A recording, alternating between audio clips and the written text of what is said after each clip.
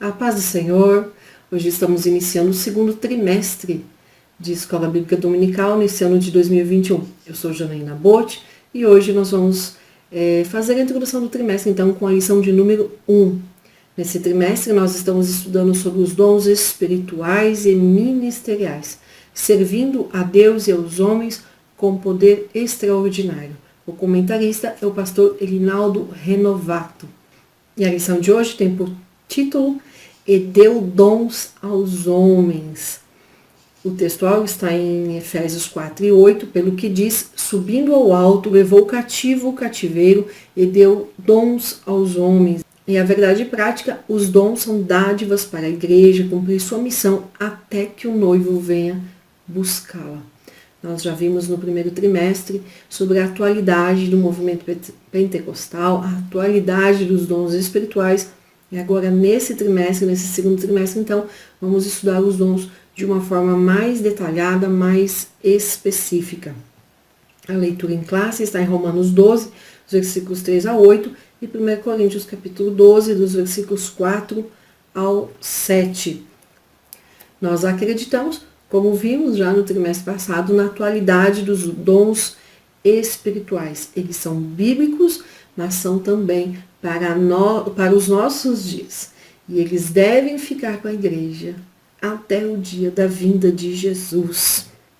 No decorrer desse trimestre, nós vamos ver de forma mais detalhada os dons de serviço, os dons espirituais e os dons ministeriais.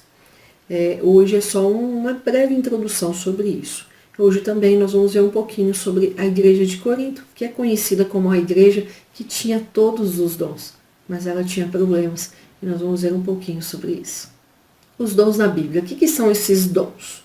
Os dons são manifestações sobrenaturais dadas aos crentes em Jesus pelo Espírito Santo e que operam através das nossas vidas para um bem comum.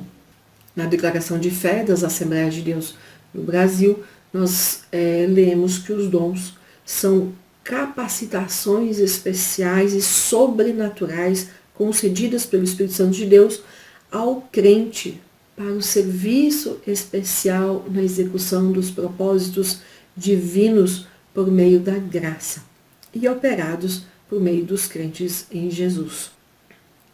Os dons, então, eles são para nos auxiliar no cumprimento, na execução da grande comissão, que está em Mateus 28, os versículos 19 e 20. E os dons também, eles nos ajudam, eles servem para nos auxiliar no convívio da comunidade de fé, como eu falo, no convívio da igreja, e avançar no processo de santificação, conforme nós lemos aqui em Efésios capítulo 4, versículos 11 e 12. E ele mesmo concedeu uns para apóstolos, outros para profetas, outros para evangelistas e outros para pastores e mestres, com vistas, versículo 12, ao aperfeiçoamento dos santos, para o desempenho do seu serviço para a edificação do corpo de Cristo. Então, os dons, eles são importantes porque eles nos ajudam, eles servem de auxílio para a edificação do corpo de Cristo. E como eu falo, eles contribuem para o avanço no nosso processo de santificação. No Antigo Testamento, há várias palavras que significam dádiva em hebraico, que remete a essa palavra dádiva, que é dar de forma ativa, dar por querer dar. Havia vislumbres no Antigo Testamento sobre os dons, mas eles não eram dados ao povo, como nós temos o privilégio hoje de receber. No Velho Testamento, nós vemos, então, os dons de uma forma muito específica e esporádica na vida de algumas pessoas, reis, sacerdotes, profetas, de forma muito peculiar, ou seja, de forma muito específica, não na forma como nós vemos hoje ou como nós vamos ver no Novo Testamento. No Novo Testamento, o dom ele aparece com diferentes significados relacionados a um verbo grego chamado didome, que significa dar, né? Esse dar por querer, dar no ativo. Em 1 Coríntios 12, os versículos ali do 1 ao 11, Paulo usa pelo menos duas palavras no grego para significar dom. O pneumatikos, que é uma palavra que remete ao espiritual, às coisas espirituais, e uma outra palavra mais conhecida que é o charis ou caris, como alguns falam, que significa graça, que é no sentido de dado de graça. E no meu entendimento, todos nós temos algum dom, ou pelo menos um dom. 1 Coríntios 4 e 7. Se olharmos a Igreja de Cristo como edificação, então todos ali têm uma função, todos temos uma função nessa edificação. Se olharmos a Igreja de Cristo como corpo, mais ainda, cada membro tem uma função, então tem um dom ali, tem algo para ser feito. O dom, ele é uma dádiva para a igreja. E nós encontramos, então, pelo menos ali 3 classes de dons, vamos dizer assim, e é o que é visto na lição, e vamos ver mais detalhado a partir da lição de número 3, que são os dons de serviço, dons ministeriais e dons espirituais. Os dons de serviço estão em Romanos 12, os dons ministeriais em Efésios 4, e dons espirituais em 1 Coríntios 12 e 14. E assim, falando de uma forma bastante resumida. Na verdade, o apóstolo Paulo ele apresenta 5 listas de dons. Só em 1 Coríntios 12, nós temos 3 listas, Em 1 Coríntios 12, nos versículos 8 a 10, nós temos uma lista com 9 dons. 1 Coríntios 12, no versículo 28, nós temos uma segunda lista com 8 dons. E 1 Coríntios 12, nos versículos 29 e 30, temos uma terceira lista com mais 7 dons. Além dessas listas, nós temos Romanos 12 e Efésios 4 com outros dons. Alguns dons se repetem nessas listas e outros não. Por que isso? A preocupação de Paulo, do apóstolo Paulo, não era apresentar uma lista exaustiva com todos os dons. Então, nós não temos na Bíblia a descrição de todos os dons. Mesmo porque há alguns dons citados que eles estão citados no plural. E só aí já mostra, então, uma diversidade. Como, por exemplo, dons de curar. Então, dons está no plural, como nós lemos aqui em 1 Coríntios 12 e o versículo 9. Depois, no 10, nós temos assim, operações de milagres. Então, também no plural. Ou seja, há muitos, A lista ela não é exaustiva, ela não se encerra. Tem muitos dons. É isso que nós entendemos aqui. Os dons de serviço, os dons espirituais e os dons ministeriais, eles se dividem de acordo com a função. Então, os dons relacionados ao serviço, a própria palavra serviço já remete a servir. Essa lista é encontrada em Romanos 12. E entendemos, como eu já falei, que assim como no corpo, cada membro tem uma função, também cada membro depende do outro membro, Se eu tirar um dedo aqui da minha mão, o dedo deixa de ser parte do corpo. Então, para que tenha função, para que ele tenha motivo, ele precisa estar aqui no corpo. Além de nos mostrar que cada um tem uma função, também nos remete à interdependência, não podemos ser autossuficientes. Se tirarmos um membro do corpo, ele não vai conseguir continuar existindo sem estar ali ligado ao corpo. Então, nos mostra que essa autossuficiência, essa independência que o mundo muitas vezes propaga para as pessoas, essa necessidade de ser autossuficiente, quando nós servimos a Deus, deixa de ter sentido isso e não tem validade nenhuma diante da Bíblia. Nós não somos autossuficientes, nós somos interdependentes, nós precisamos estar ligados ao corpo e o corpo precisa estar ligado à cabeça, que é Cristo. E se estamos ligados no corpo, nós dependemos do outro membro, nós precisamos então entender que humildade deve ser algo essencial nas nossas vidas. Quando servimos ao corpo de Cristo, nós precisamos entender também a necessidade de manutenção da comunhão com os outros membros, ou seja, manutenção da comunhão com os santos, com os nossos irmãos da igreja. E os dons relacionados ao serviço, eles contribuem para essa manutenção da comunhão. Quem tem um dom relacionado ao serviço precisa entender que quem serve está servindo alguém, está prestando um serviço. E neste aspecto, nós precisamos sim ser muito humildes e exercer esse mesmo sentimento que tem em Jesus Cristo e que nós somos ensinados pelo apóstolo Paulo a imitar.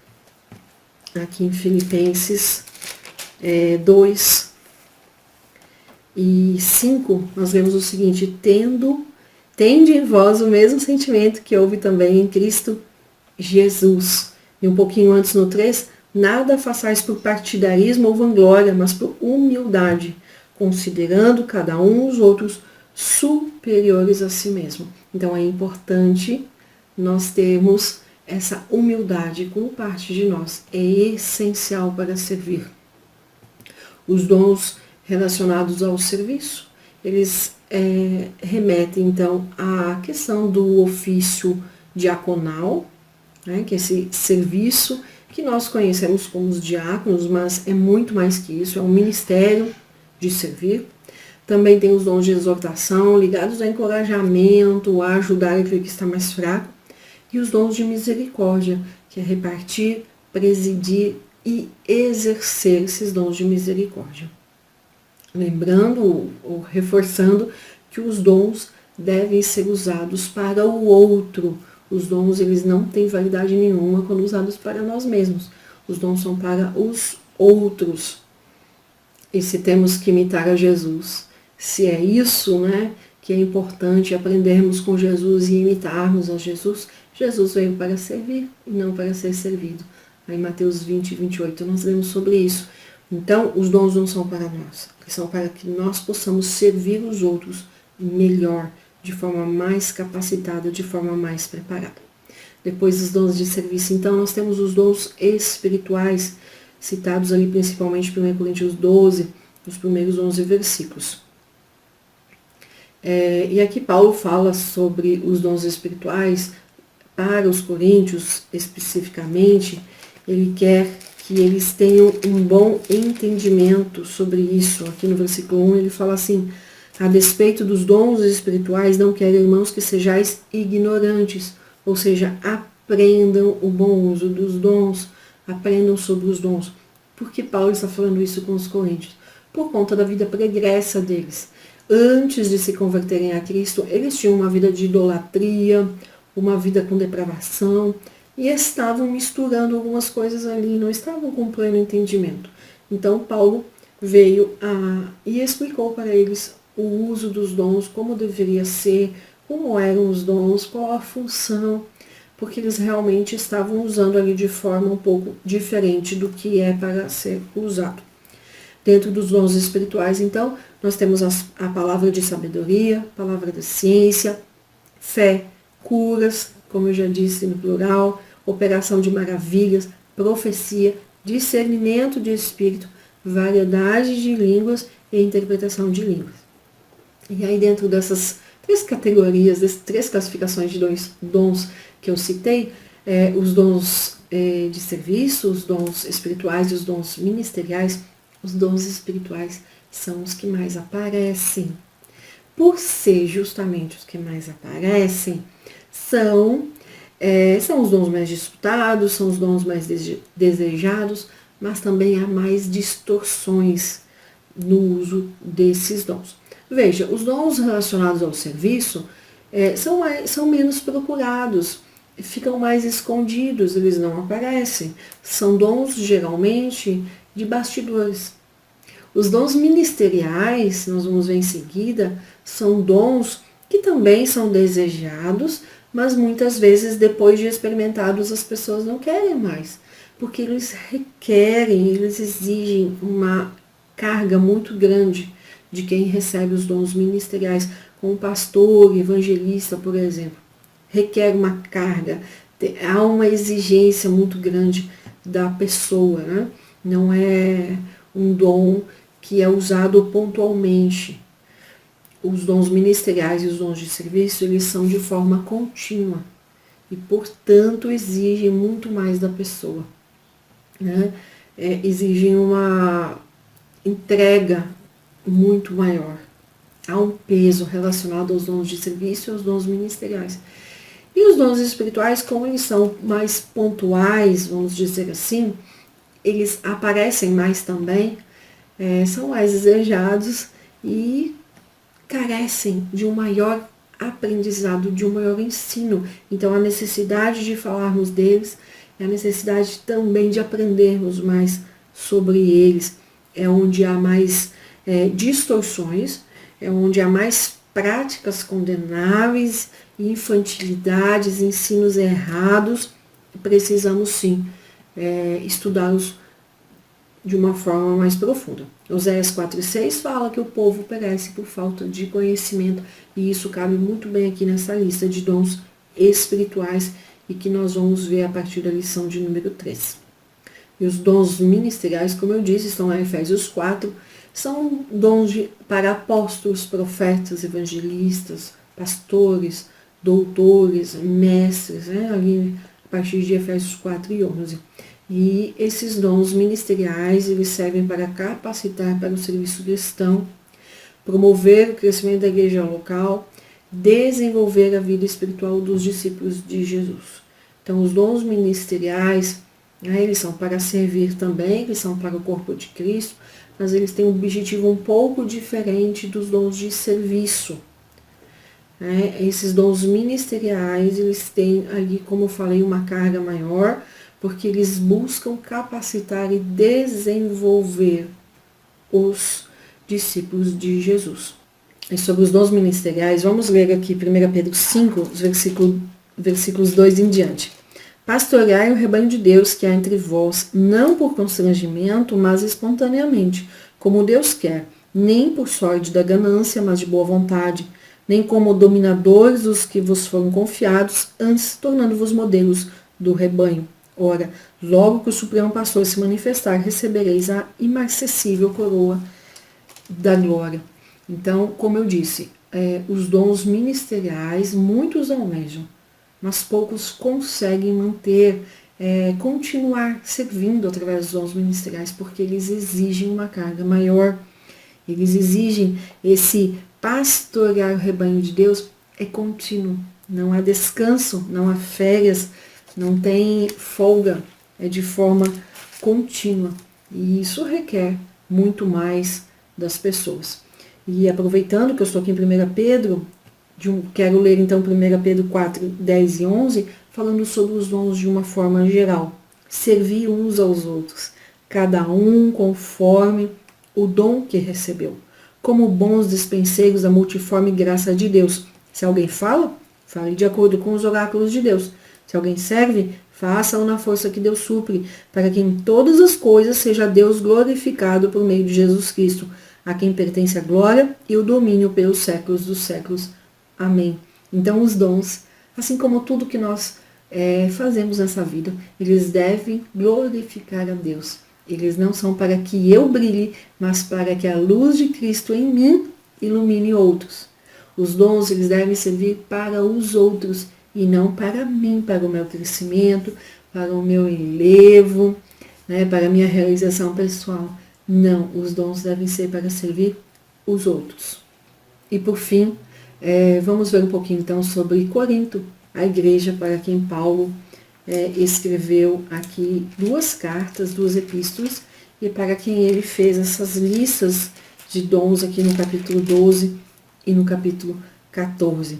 Como eu já disse, como eu já li, Paulo, no versículo 1, ele fala que não quer que os irmãos de Corinto sejam ignorantes no que se trata dos dons espirituais. Então, qual que é o problema aqui da igreja de Corinto? Eles faziam uma distinção muito grande e supervalorizavam alguns dons, inclusive se achando superior aos outros por conta dos dons, E em detrimento de outros dons, eles se tratavam diferente. Os irmãos mesmo se tratavam diferente. Não é muito diferente de hoje, quando nós Muitas vezes valorizamos aquele que tem o dom de profecia, o dom de revelação, e não valorizamos tanto ou sequer olhamos para outros que têm dons considerados de menor importância do que o dom de profecia, do que o dom de revelação. O que estava faltando aqui na igreja de Corinto, então? A prática do amor. E é por isso que Paulo escreve, então, 1 Coríntios 13.